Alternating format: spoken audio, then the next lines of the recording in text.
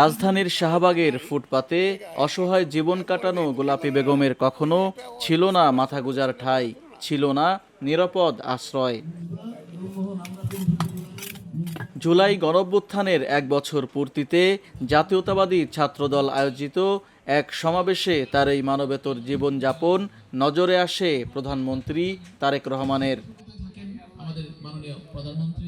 এরপরই মানবিক দৃষ্টিকোণ থেকে গোলাপীর পাশে দাঁড়ানোর নির্দেশ দেন তিনি।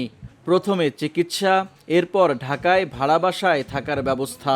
প্রায় ৮ মাস ধরে চলে পুনর্বাসনের প্রাথমিক ধাপ। তবে সেখানেই থেমে থাকেনি উদ্যোগ। স্থায়ী পুনর্বাসনের লক্ষ্যে ব্রাহ্মণবাড়িয়ার নবীনগরে গোলাপী বেগমের জন্য নতুন বাড়ি নির্মাণের নির্দেশ দেন প্রধানমন্ত্রী। শুক্রবার বিকেলে রতনপুর গ্রামে আনুষ্ঠানিকভাবে সেই বাড়ি নির্মাণ কাজের উদ্বোধন করা হয়। উদ্বোধনী অনুষ্ঠানে স্থানীয় সংসদ সদস্য সহ বিভিন্ন পর্যায়ের রাজনৈতিক নেতাকর্মীরা উপস্থিত ছিলেন। প্রায় ৭-৮ জনের চিকিৎসা চলে, এখন তিনি মোটামুটি সুস্থ এবং এই বৃদ্ধ বয়সে যেন অনেকে আর রাস্তায় না থাকতে হয়, এই জন্যই প্রধানমন্ত্রী উনি বলেছিলেন যে তার একটা বাসা বাড়ি করা যায় কিনা। তার প্রেক্ষিতে খোঁজ নিই আমরা এবং এখানে আমরা আসি।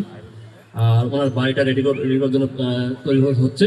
আমরা বিনিয়োগটা এভাবে কাজ করে সারা বাংলাদেশে যারা অসহায় থাকে, অসহায় দরিদ্র প্লাস যারা গুম খুনের শিকার এবং যারা জুলাই শহীদ আহত পরিবার, তাদের পাশে এভাবে আমরা বিনিয়োগ টিমটা কাজ করে।